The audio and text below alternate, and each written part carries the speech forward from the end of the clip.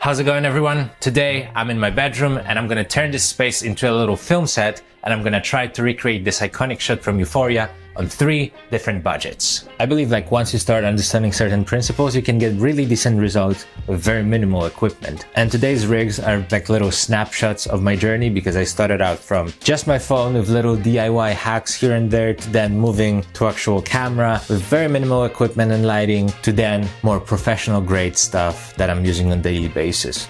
So what equipment I'm gonna use for the first year? For the camera, I'm gonna use my iPhone 12 Pro. Pretty much anything would do, but it would be good to download an app that allows you to manually control your camera.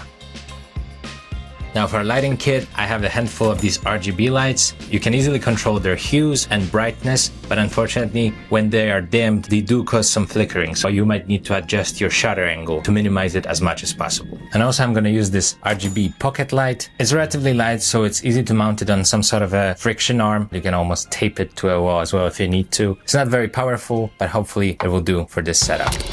On our lowest budget, I think we should manage our expectations first of all, because we are competing with multi-million-dollar production. But I think we can treat this as the inspiration for the look we want to achieve, and we can definitely identify key components that come together to achieve that kind of result. First of all, the composition and the lens. It's a medium shot, so it might be on something like 35mm lens. We can see that background is relatively compressed, but we are still getting some of these leading lines from the bed, but I don't have that much space here, so I'll probably have to shoot it on something a bit wider. So now I have a Blackmagic app pulled up over here, and as you can see, we can test different lenses. So this is a 13mm lens. I have a perfect model over here right now. It's his nap time, but well, I'll let him be on set for now. This is on a 26mm lens, and this is exactly what you can see. Our main sources of light are over here and here. These create a beautiful color contrast and also give us this edge light on hair. We also have nice texture of that window behind her, but unfortunately we're gonna shoot against the plain wall. If the lights at the back were the only sources of light, then we would see her as a silhouetted figure. But since we can see that the shadows are falling on her eyes, that might suggest a soft top lighting. So now we're gonna take care of that window and set up our lighting. I might actually want to remove this shade. We need a harsher light source. For the set design, it's not going to look the most beautiful, but for our lighting purposes, I think it's going to work. So now I'm using this RGB light bulb.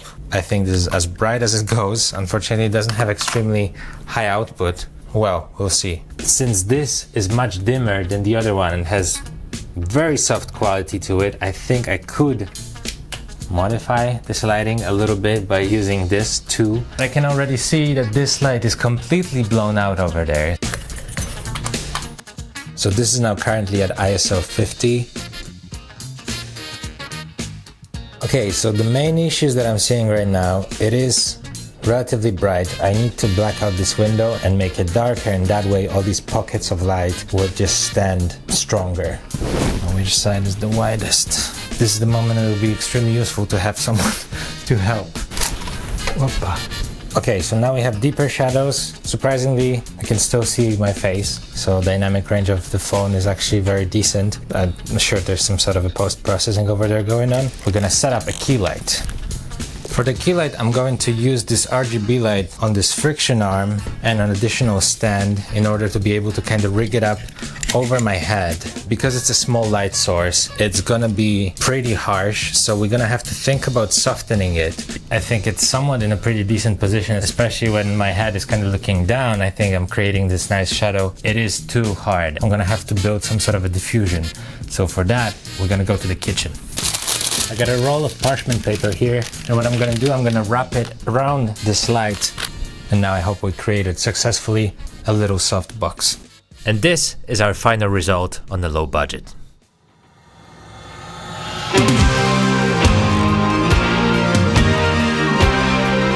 Now with an increase of our budget, we're gonna introduce a better camera. This is an entry-level DSLR Canon 200D. Technically, when it comes to specs, iPhone actually beats it because this can only record in 1080p, but it has a bigger sensor, therefore captures more light. I'm going to pair it with Canon 70 to 55mm lens with f2.8 aperture. And now I could finally use an HDMI output, so I plugged in my computer monitor as reference monitor.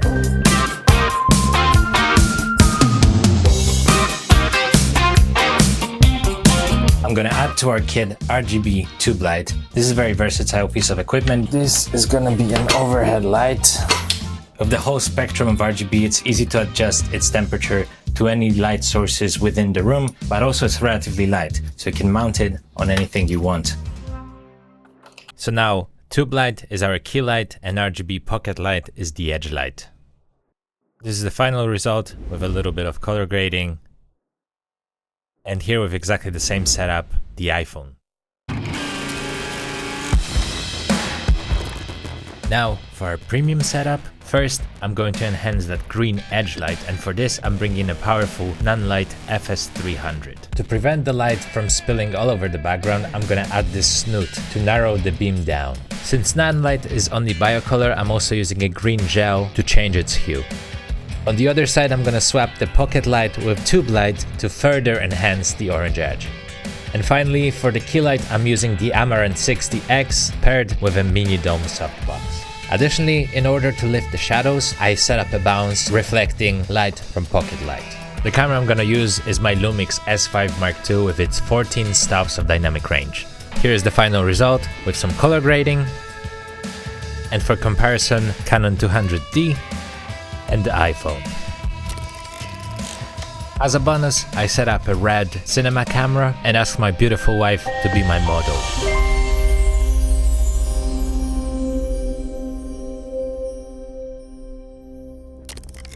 Okay, so here's a quick recap of our first setup with iPhone, Canon, and Lumix. This is our second setup with iPhone and Canon. And here's the high budget iPhone, Canon, and then Lumix. And additionally, red.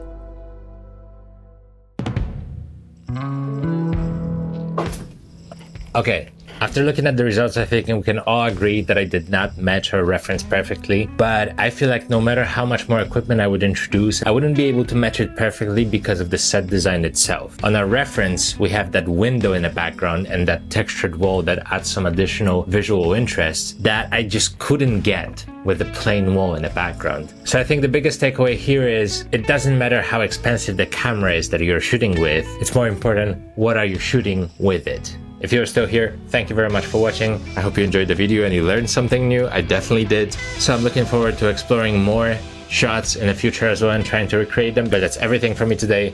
I'll see you soon in the next one.